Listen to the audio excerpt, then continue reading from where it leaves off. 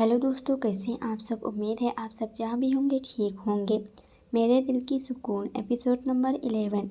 कायरा कुछ पल रुक कर बोली, ओके तुम मिले उनसे, तुमने उन्हें रुलाया ना।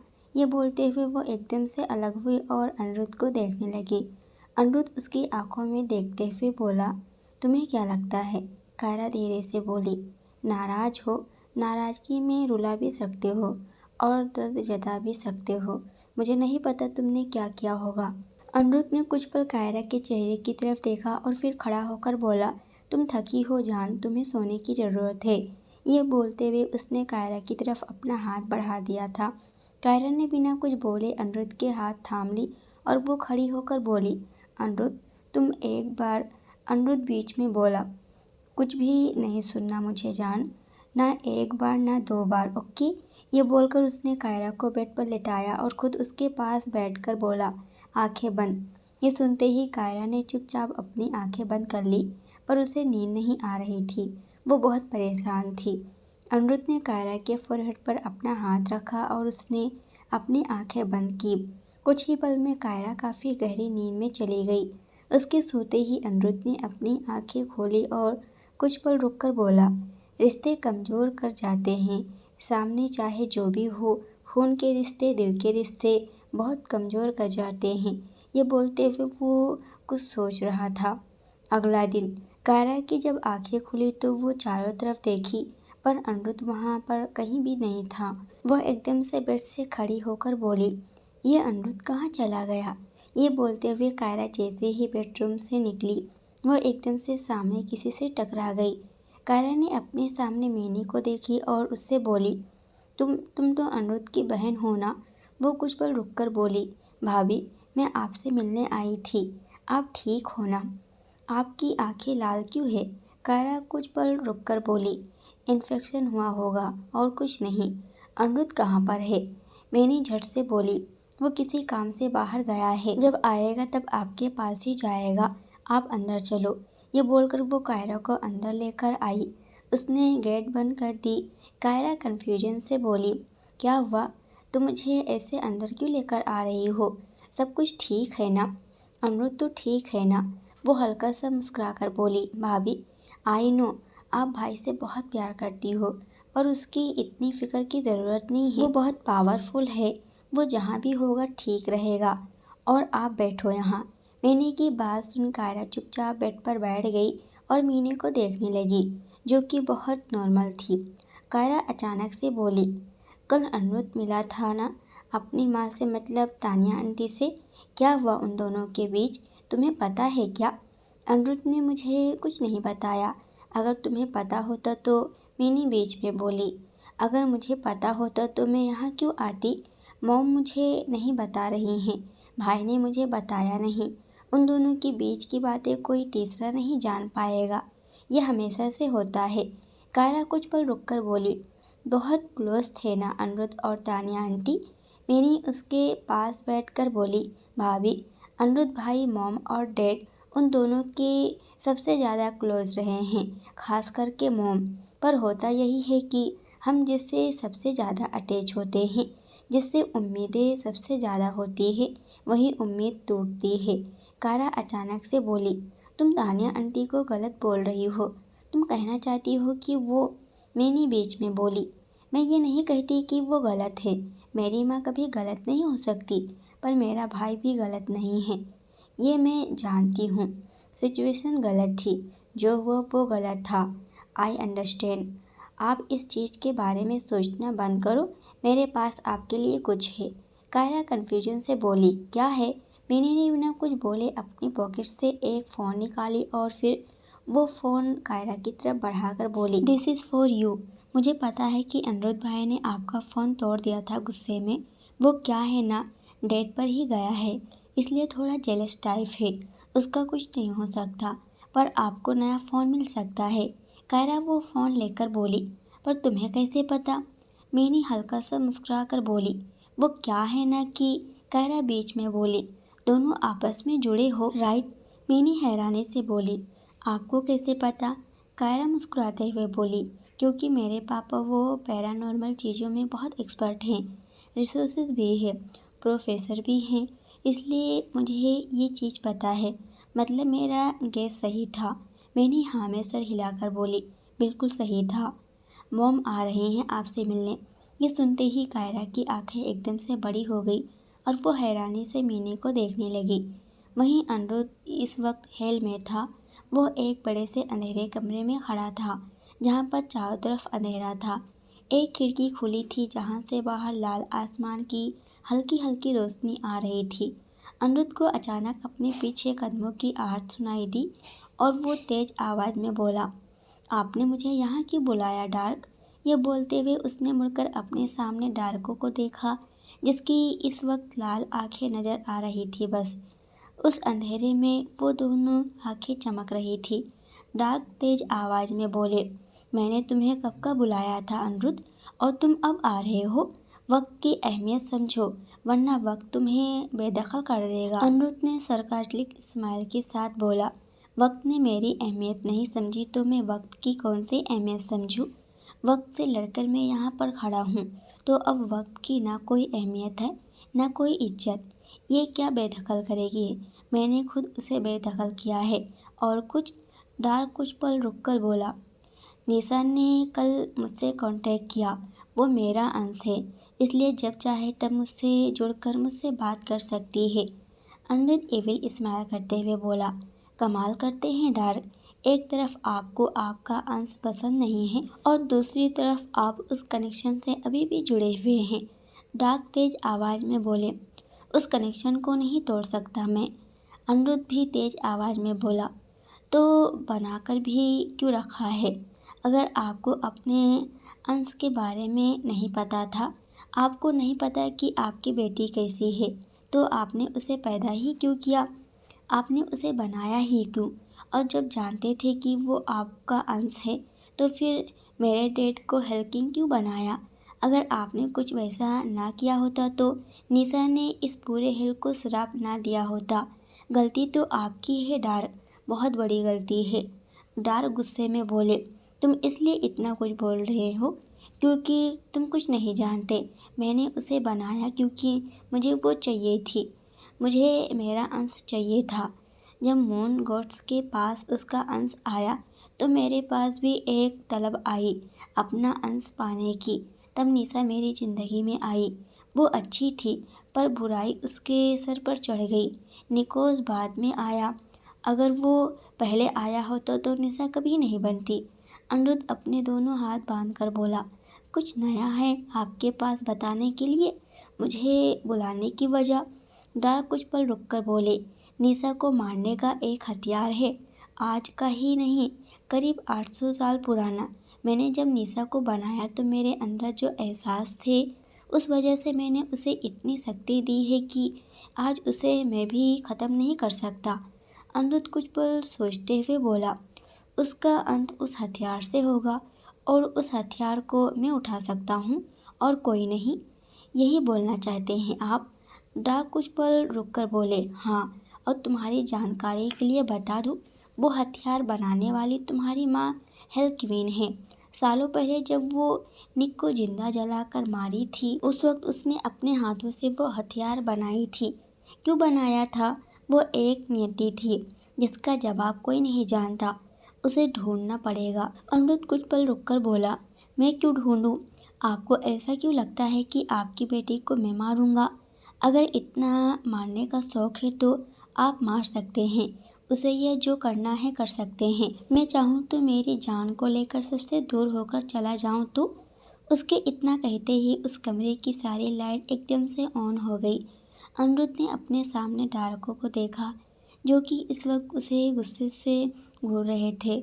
डार्क अनिरुद्ध को घूरते हुए बोले, कायरा को लेकर जाने की बात कर रहे हो तुम? वो कहीं नहीं जाने देगी तुम्हें। उसे पता है कि तुम उसका अंत हो। वो तुम्हें मारेगी पर कायरा सेफ रहेगी। पता है क्यों? क्योंकि कायरा उसकी कमजोरी है और वो जानती है कि तुम कायरा को एक खरोच नहीं आने दोगे। इसका मतलब कायरा के ऊपर वार करके कोई भी निशा को नुकसान नहीं पहुंचा सकता, क्योंकि कायरा के रक्षक तुम खुद हो, लेकिन उसका बच्चा तुम्हें बनना होगा। अनिरुद्ध कुछ बोलने वाला था कि तभी उसने कसकर अपनी आंखें बंद कर ली। कुछ पल बाद अपनी आंखें खोलकर वो धीरे से बोला, एक सेगमेंट चल रहा है, सबको मुझसे ही मिलना है। यू नो व्हाट डार्क, आपसे मिल लिया, शाहरुख से बुलाया आया है। मून गोड्स को अनिरुद्ध की याद आ रही है। डार्क हल्का मुस्कुराकर बोला, आएगी। ऐसा बहुत कम होता है कि नर्क और स्वर्ग दोनों एक साथ आकर किसी एक खास के खिलाफ है, और वो वक्त आ गया है। उसके खिलाफ सब हैं और उन सब के सामने एक शस्त्र है, और वो हो तुम। अनिरुद्ध कुछ पल रुककर बोला, बाकी बात बाद में करेंगे, मुझे अभी जाना है। मुझे गोड्स के पास वो तब तक शांत नहीं होगी जब तक मैं उनके पास ना पहुंच जाऊं। ये बोलकर वो जाने के लिए आगे बढ़ गया। तभी डार्क एकदम से बोला, वैसे कायरा का दिल वैसे ही है जैसे पहले था, साफ, बिना किसी के बारे में कोई बुरी सोच। ये सुनते ही उसके कदम रुक गए और वो बिना मुड़े बोला, वो मेरा दिल है। आई नो कि मैं वैसा था, पर अब बिना दिल के हूँ तो बेदिल ही हूँ। ये बोलकर वो वहाँ से चला गया। वहीं दूसरी तरफ अनिरुद्ध के पैलेस में कायरा इस वक्त स्टडी रूम में थी। वो कॉफ़ी टेबल के पास फ्लोर पर बैठी हुई थी और उसके सामने निशा की वही किताब रखी थी, और वो एक पेज पर अटकी हुई थी जिसमें उसकी पावर्स का जिक्र था। वो कहीं खोई हुई थी कि तभी सामने से आवाज़ आई, चेहरा वही है, नीयत भी वही है, तुम वही हो, तो मुझे भी यहाँ पर आना ही था। ये सुनते ही कायरा ने एकदम से सामने देखी।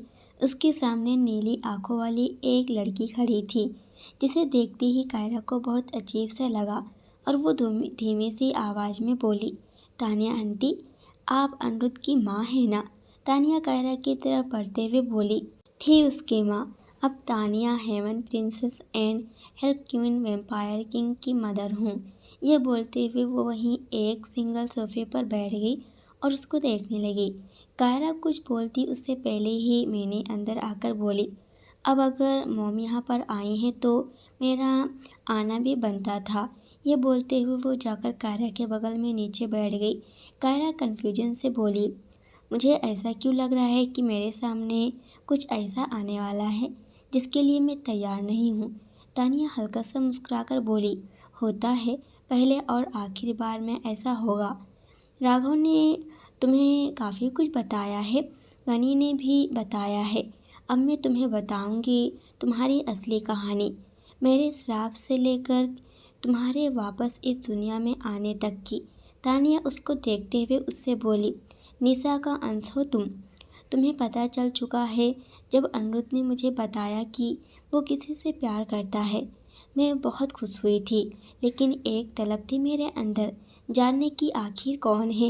एक टेंशन थी मेरे पास कि मेरा अनिरुद्ध का दिल इतना अच्छा है, कहीं उससे मिलने वाली कोई गलत ना हो।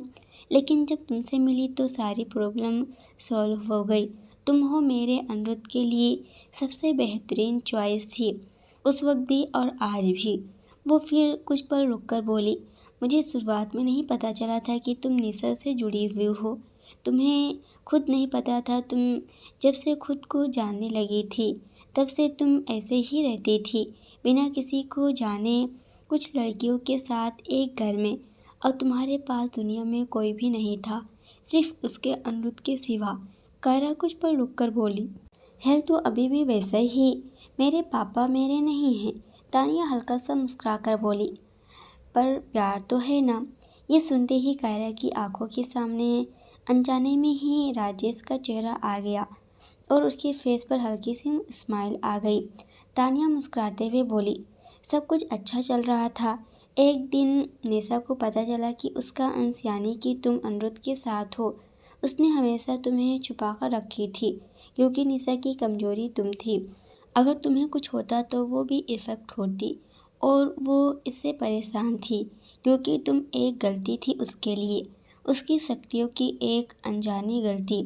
ये सुनते ही कायरा ने अपनी हाथों की मुट्ठी बना ली और उसने कसकर अपनी आंखें बंद कर ली।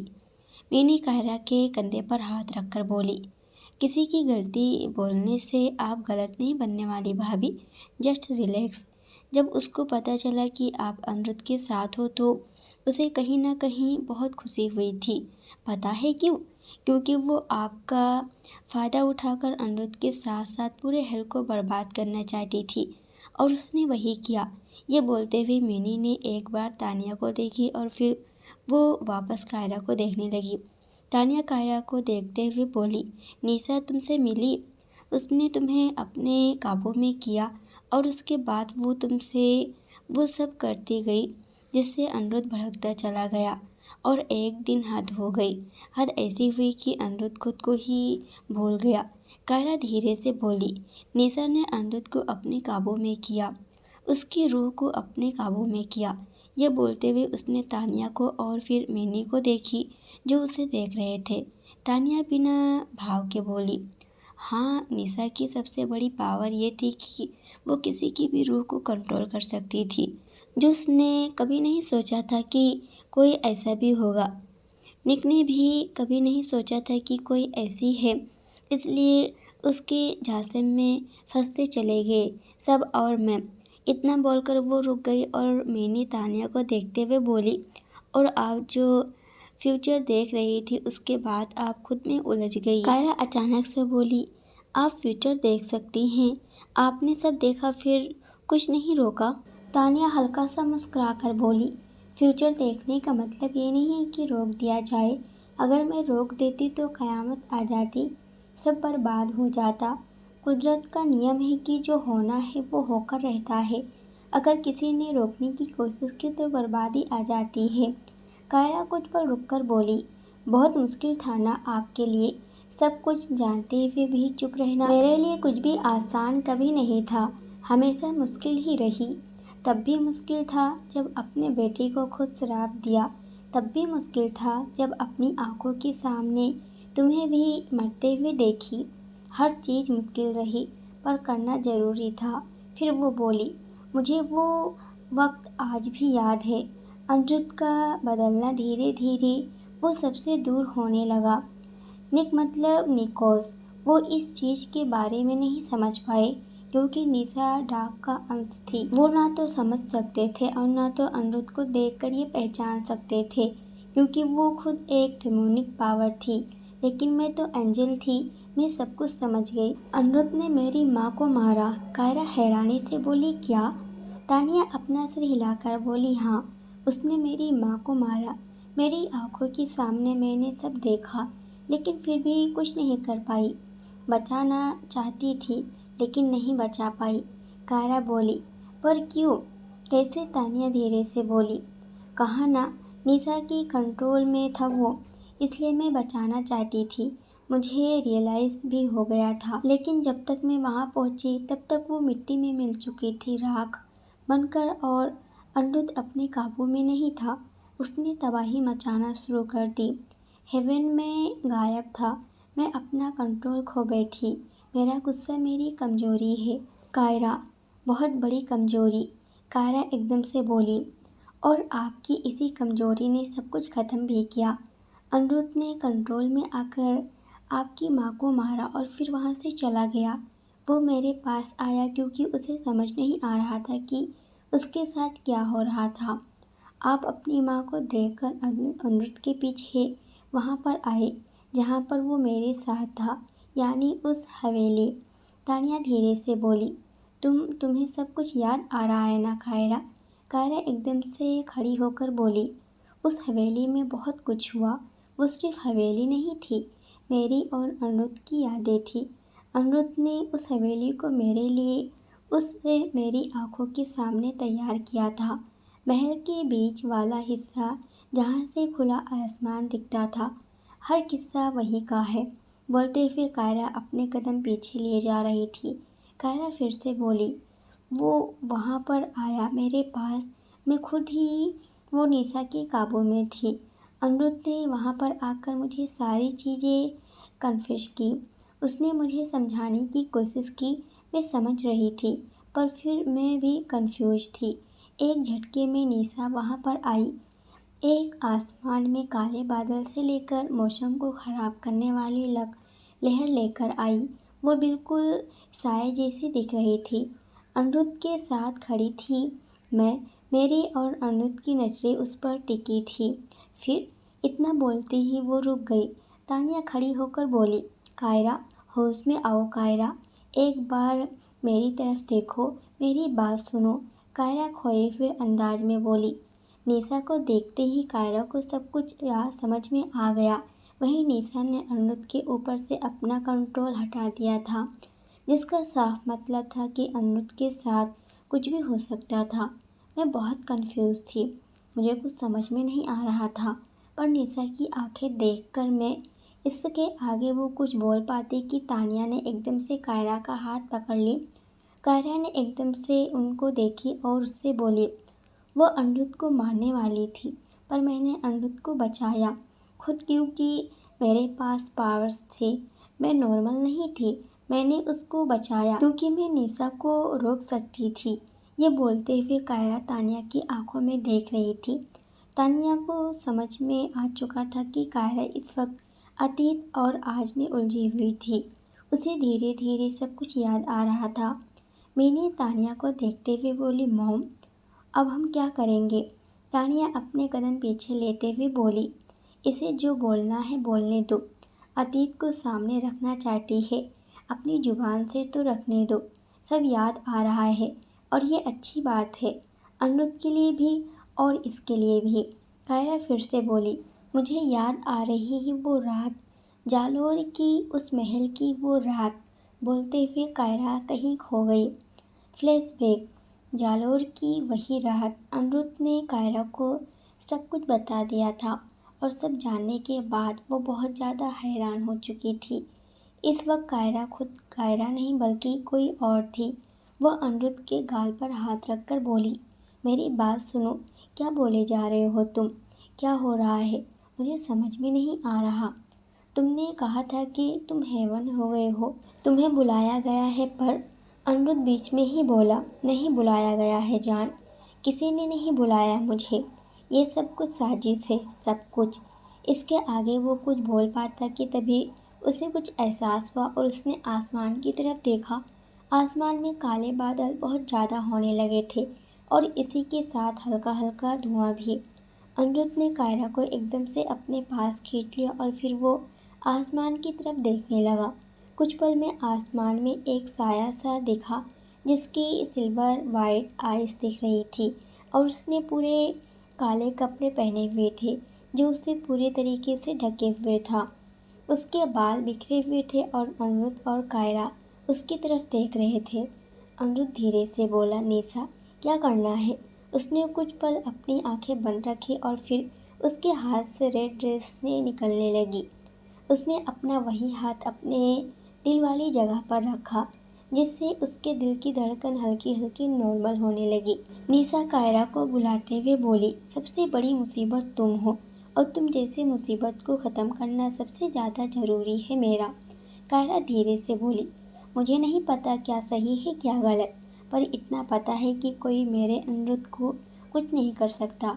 अगर वो कमज़ोर करेगा तो उसकी जान सामने वाले से लड़ जाएगी। बोलते हुए उसने अपनी आंखें बंद कर ली और ज़ोर से चिल्लाई, निशा। उसने कुछ पल कायरा की तरफ देखी और फिर उसने एक बार चांद की तरफ देखा। अमावस का चांद था, जिसका साफ मतलब था कि इस वक्त उसकी शक्तियाँ सबसे ज़्यादा स्ट्रॉन्ग थी। निशा डार्क का अंश थी, अंधेरे चीज़ उसे और स्ट्रॉन्ग बनाती थी और अंधेरापन उसकी खासियत थी। उसने एकदम से अपना हाथ आगे किया और उसने जोर के झटके के साथ कायरा पर अटैक कर दी, जिस वजह से कायरा एकदम से नीचे गिर गई और उसके सिर पर हल्की सी चोट लग गई। निशा चिल्लाते हुए बोली, आज अगर तुम मर गई तो कुछ नहीं होगा, आज अगर तुम मर गई तो मेरा कोई कुछ नहीं बिगाड़ पाएगा। ये सुनते ही कायरा ने कन्फ्यूजन से उसको देखी, क्योंकि उसे उसकी बातें समझ नहीं आ रही थी। उसको कन्फ्यूजन देखकर वो हंसते हुए बोली, मासूम हो तुम, जो नहीं समझ पा रही कि तुम जिंदा क्यों थी। चलो मैं बताती हूँ, तुम जिंदा इसलिए थी क्योंकि तुम्हारा जिंदा रहना मेरे लिए ज़रूरी था। तुम मेरा अंश हो, इसलिए पावर्स है तुम्हारे पास, कोई एंजल नहीं हो तुम। डार्कनेस की पावर से तुम्हारे पास हेल से पूरी तरीके से जुड़ी हुई हो तुम, मेरे से जुड़ी हुई हो, पर अब तुम मर सकती हो और इसका इंतज़ाम मैंने कर दिया है। ये बोलकर वो उसने अपना हाथ आगे बढ़ाई और उसने सीधे अनिरुद्ध के ऊपर अटैक कर दी, जो कि इस वक्त अपने दिल की धड़कनों को काबू करने की कोशिश कर रहा था, जो आउट ऑफ कंट्रोल होने में लगी हुई थी। अनिरुद्ध ने एकदम से अपनी आंखें बंद की। कुछ पल बाद उसने अपनी आंखें खोली। इस वक्त उसकी आंखें बिल्कुल लाल हो चुकी थी। कायरा ने जैसे ही अनिरुद्ध को देखी वो धीरे से बोली, नहीं अनिरुद्ध, होश में आओ प्लीज़। अनिरुद्ध एकदम से बोला, होश में हूँ मैं जान, अब नहीं खोने वाला मैं अपने होश को। ये बोलते हुए उसने निशा को देखा, जो हैरानी से उसे देखने लगी। निशा धीरे से बोली, ऐसा नहीं हो सकता। अनिरुद्ध बीच में बोला, क्या लगा, एक बार काबू कर लोगी तो दोबारा कर जाओगी। ये बोलते हुए अनिरुद्ध खड़ा हुआ और फिर वो निशा की तरफ बढ़ने लगा। कायरा भी अब तक खड़ी हो चुकी थी।